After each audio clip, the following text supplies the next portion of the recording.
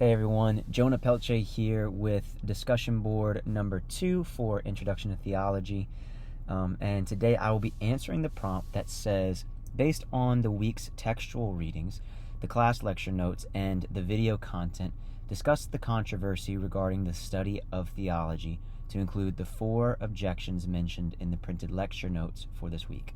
Give examples to exemplify your claims. So, I first want to start off by laying out the 4 different objections to theology as seen in Olson and Grinz's book, their text. And I want to really mainly focus on the first 2 objections, just because I simply don't have time to go into all 4 of them. But these objections that many people in today's world have against theology as a concept, as a practice, is fourfold. The first one is called the killjoy objection. And to put it into my own words, the killjoy objection is people objecting against theology because they claim that it takes the life, it takes the fun out of relationship with Jesus. They think that relationship with Jesus, or our faith, our religion, should be simplistic.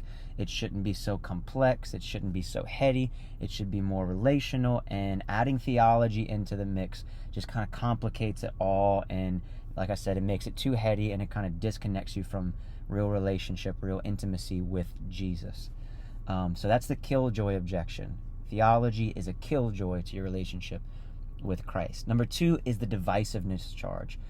The divisiveness charge, in my own words, states that theology, well, I'll quote Grinz and Olson. They say, they state the quote, Jesus unites, theology divides. And they basically say, everyone's all good and all nice and friendly and in community with one another and relational with one another as Christ wants us to be. We're all united as the church, and then theology comes, and then we're splitting hairs over different doctrinal details and stuff that doesn't really matter and shouldn't really matter, but now we're getting angry at brothers and sisters, and now we're dividing over theology. So that's number 2. That's the divisiveness charge. Theology comes in and divides the body of Christ against one another. Number 3 is the speculation accusation. This one basically says that theology is nothing else but just useless, meaningless speculation on things that we can't truly know. The bulk of it, the bulk of theology, I would assume people would say, what's the point in trying to ponder on the nature and the attributes of God when God is so completely out of our realm of knowledge? You're just sitting down, speculating on what you think God is like. You're speculating on what you think, Christianity, the inner details of Christianity be like. Like, why even think about predestination? That's such a transcendent concept. We can't even fathom it. Why waste time on it? And so the speculation accusation will basically make the accusation that theology basically is meaningless because it just focuses on empty speculation of ideas that we can't really know for certain. And finally, number 4, we have the stalemate indictment against theology. The stalemate indictment, as Grinz and Olson note, is the hardest objection to theology to combat, to rebuttal, because there, over the past, 500 years, the last time that we've made major breakthrough is what the authors kind of allude to. That the last time was in the Reformation of the church, and where basically the stalemate indictment says that we can no longer make progress. We can't really make any serious progress with theology. Therefore, it's useless and it's meaningless. We're at a stalemate. We're not actually making any progress. Therefore, why focus on it? So those are the 4 objections that many people today have against theology. And super quickly, I know I'm already at almost 5 minutes, but I want to kind of go through number 1 and number 2 and just go deeper into them and show how I've experienced these 2 very significantly, very frequently in my own life. First off, the killjoy objection. recently I made a trip. I live in Lafayette, Louisiana, and recently me and my mom, we took a trip to New Orleans. It was this past Friday. And on our way back, I was driving, I was listening to a book. It was Faith Alone by R.C. Sproul, where he's going through the doctrine of justification by faith alone. And it was like chapter 7, where he's talking about the Council of Trent and the differences between prevenient and the other kind of grace and congruous and whatever, like using all these big fancy words and talking about all these different things and these concepts. And mom's like, can we just listen to the Bible? And then we get home, and the next day she tells me, man, that stressed me out. When we were listening to that book, like, I don't know what it was just stressing me out. And mind you, my mom is a hardcore believer. She loves Jesus, completely has given her life to Christ and wants to grow in her knowledge of the Lord. But she's just like it stressed me out. And she made this claim. She said, honestly, like, I don't care about any of that. Like, just give me the Bible. Just give me the Bible. All I need is the Bible. And I could sense this underlying objection, this killjoy objection, kind of creeping under her words. What essentially she was saying with her words was this deeper reflection and all this fancy theology stuff, it's killing my joy. It's stressing me out. It's taking the joy, the life, the fun out of relationship with Jesus. It should just be simple. Just give me the Bible. Let me just be simple. Let me just have a relationship with Jesus. And so then I told her, I was like, okay, well, let me explain to you why this matters.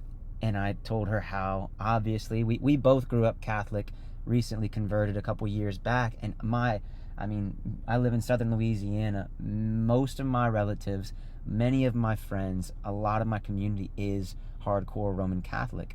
And I'm telling her, I'm like, why does it matter if I split the hairs between, justification by faith alone and justification by faith plus works, and like going into all these details? Because if I come across someone, I want to be prepared to give an answer to them, a reason for the hope that is within me. I want to give them a reason for why I believe in faith alone versus faith plus works, why I'm Protestant and not Catholic. And I want to be able to be prepared for that, the whole 9 yards.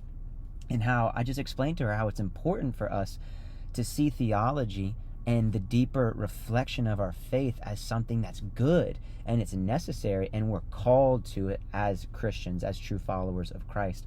Because like Peter says, we are called to be prepared to give an account, an answer, a defense for the hope that is within us. And I want to be prepared, and to do that, I need to know the intricacies. I need to know the deeper stuff, the why I'm splitting hairs in this, especially for stuff that's so important, like our justification and faith. And I just explained to her how, we have to move on from a childish faith, and we have to get deeper. And it's a lot like Grins and Olson say, or R.C. Sproul in Essential Truths of the Christian Faith, and he says a lot, many people say it, but he says, people always fall back on, especially in the killjoy objection, we're just supposed to have childlike faith. And the authors, Grins and Olson, and even R.C. Sproul, they make the distinction, like, yes, we are called to have childlike faith, but not childish faith. Childlike faith is not opposed to the deeper things of God. Childish faith is okay with just superficial understanding. I love what Grins and Olson say in page 53 of their book. They say both childlike faith and critical examination have a place in Christianity. And they go on to say that theology, even professional theology, does not deny the necessity of humble acceptance of God's message to humankind in Jesus Christ and the scriptural narrative about him. And that would be childlike faith. It does, however, they continue, it does, however, push beyond blind and unquestioning acceptance of any and every interpretation of that message that happens to sound spiritual or comforting. Just because it feels good, just because we think we're spiritual and we're comforted, doesn't necessarily mean that it's the type of faith that we're called to, the type of life and understanding that we're called to. And that is my experience with the killjoy objection, amongst a plethora of different other stories. And lastly, super quickly, I know I'm running low on time, but I want to touch on the divisiveness charge. I faced this all the time in my Christian walk, especially once I wanted to go deeper and in my critical examination of my own faith. And I watch certain people on YouTube. I watched this one guy who I won't name, but I love his content. 90% of his content is basically helping you think biblically, helping you develop a biblical lens, a biblical worldview. But over the past few years, he's been focusing on basically calling out false teachers in the global church, and just heretical stuff, pastoral abuse, spiritual abuse, stuff like that. And whenever I talk to some of my friends who are hardcore Christians, they almost kind of have like a reluctancy to this person and to this kind of ministry. And I know why, because they think, Jesus unites, theology divides. Brother, don't get a spirit of accusation or a critical spirit. You don't want to be critical against these people. And it bugs me so much, because when I read the New Testament, I don't see that. I don't see a reluctance towards critical examination of other people's faiths, especially whenever they're openly proclaiming amongst a wide range of audience truth claims. Like, those truth claims should be evaluated, tested, and if found to be false, rebuked. And I mean, that's what Jude says when he writes to his audience. He says, "Beloved, although I was very eager to write to you about our common salvation, I found it necessary to write appealing to you to contend for the faith that was once for all delivered to the saints." Now, this word contend, it means to struggle for, to fight for. It's not this just, Jesus unites, theology divides. It's no. You're supposed to contend for the faith that was once and for all delivered to you. And that means fighting and rebuking other people who are against that faith that was given to you. Then do so, like, fight for it. Christ himself said that he did not come to bring peace but a sword.